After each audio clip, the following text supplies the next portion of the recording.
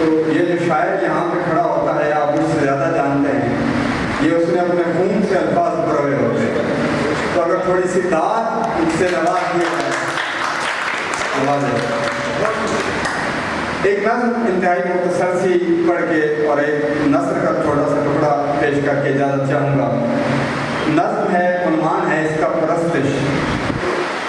رات کا وقت ہے، جلیس بھائی آپ کی توجہ چاہوں گا۔ تہجد کے وقت عبادت گزار مسجد کو جا رہا ہے،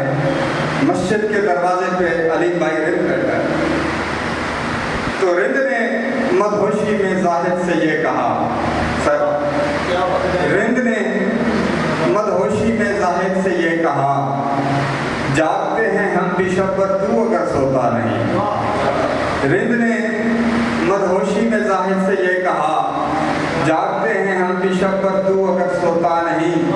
کیسی کرتا ہے عبادت تو خدا کے سامنے، جسم تیرا ہوتا ادھر ہے دل تیرا ہوتا نہیں۔ کیسی کرتا ہے عبادت تو خدا کے سامنے، جسم تیرا ہوتا ادھر ہے دل تیرا ہوتا نہیں۔ دعویٰ کر رہا ہے کہ ہم بھی کرتے ہیں پرستش اپنے اس محبوب کی، ہم بھی کرتے ہیں پرستش اپنے اس محبوب کی، دل میرا ہوتا ادھر ہے جسم کو ہوتا نہیں۔ تو جواب دیا زاہد نے کہ برہم ہو کر زاہد نے رند سے پھر یہ کہا، برہم ہو کر زاہد نے رند سے پھر یہ کہا، جسم کا موجود ہونا بندگی کی شرط ہے۔ برہم ہو کر زاہد نے رند سے پھر یہ کہا، جسم کا موجود ہونا بندگی کی شرط ہے، اور دل کا فیصلہ بھی میں کیے دیتا ہوں اب ہی طے۔ وہ دل کی بات کر رہا تھا، دل کا فیصلہ بھی میں کیے دیتا ہوں اب ہی طے۔ پوجتا ہے تو دیکھ کر نظر خدا آتا نہیں، پوجتا ہے تو دیکھ کر نظر خدا آتا نہیں۔ تو چونکہ قاسمی صاحب نے ہر صنف پہ کام کیا ہے، تو اصل میں حافظ صاحب نے مجھے شاعر بنا دیا ہے۔ دراصل افسانہ نویسی، افسانچہ نویسی اس میں کوشش کرتے رہتے ہیں، تو ایک چھوٹی سی چیز، ایک خاکہ لکھا بھی کس وجہ سے ہے، ہمارے انتہائی محترم شاعر شبیر زاہد صاحب آج ان کی بیٹی کی رشتے تھی، تو اس حوالے سے ایک خراج عقیدت پیش کیا ہے سامعین حضرات سے، اور خصوصاً اسٹیج پہ بیٹھنے والے حضرات سے میں تو انتہائی توجہ چاہوں گا۔ اکثر توجہ ہجرت عنوان ہے، انتہائی مختصر سی بات ہے ہجرت۔ میں نے ایک بابا جی سے جو مٹی کے برتن بنانے میں مصروف تھے پوچھا، بابا جی دنیا کا سب سے بڑا غم کیا ہے؟ میرے سر سامنے بیٹھے ہیں، یقین کیجئے قاری صاحب کے سامنے پڑھ تو یہ میری ٹانگیں کانپ رہی ہیں۔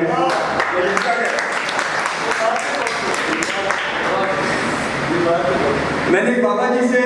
جو مٹی کے برتن بنانے میں مصروف تھے پوچھا، بابا جی دنیا کا سب سے بڑا غم کیا ہے؟ بابا جی نے مجھے ایک لمحے کے لیے آنکھ بھر کے دیکھا اور پھر کچھ سوچ کر دوبارہ گول دائرے میں گھومتے ہوئے مٹی کے برتن کو قالب میں سینچنے لگے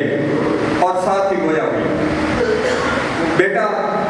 اس دنیا کا ہر غم ہی سب سے بڑا غم ہے، بیٹا اس دنیا کا ہر غم ہی سب سے بڑا غم ہے۔ جو شخص جس غم میں مبتلا ہوتا ہے اس کے لیے وہ کائنات کا سب سے بڑا غم ہوتا ہے۔ یہ کہہ کر بابا جی خاموش ہو گئے اور اپنے کام میں مصروف ہو گئے،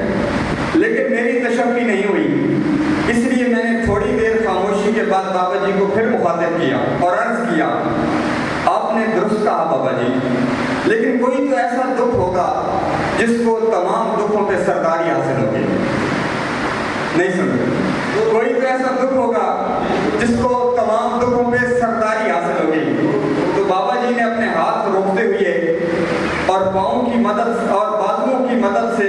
پیشانی سے پسینہ صاف کرتے ہوئے کہا، اس دنیا کا سب سے بڑا غم اور اس دنیا کا سب سے بڑا دکھ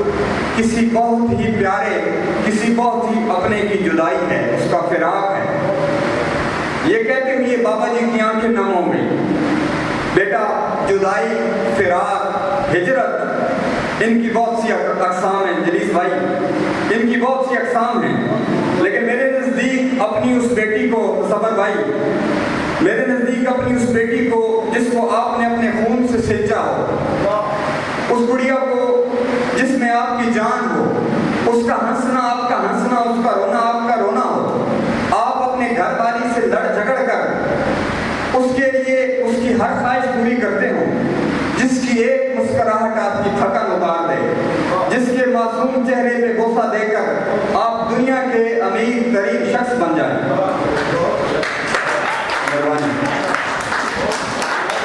جس کے معصوم چہرے پہ بوسہ دے کر آپ دنیا کے امیر ترین شخص بن جائیں، اور پھر نہ جانے کب وہ چھوٹی سی گڑیا غیر محسوس طریقے سے جوان ہو کر دلہن بن کر آپ کے سامنے کھڑی ہو اور رخصت کی اجازت طلب کر رہی ہو۔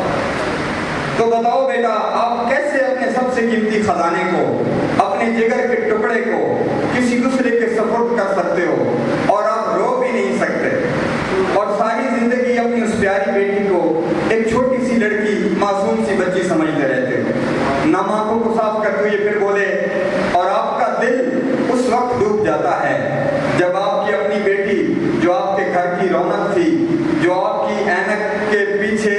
امڑتے ہوئے آنسوں تک کو دیکھ لیتی تھی، ہمیشہ ہمیشہ کے لیے چھوڑ کر چلی جاتی۔ اس وقت جب وہ دلہن بن کر آپ کے سامنے کھڑی ہوتی ہے تو آنسوں کی وجہ سے گیلی اینک کو دیکھنے کے بعد اپنے رنگین دوپٹے سے صاف کر کے اپنے بابا کی آنکھوں پہ دوبارہ لگاتی ہے، اور بابا کے کپ کپاتے ہوئے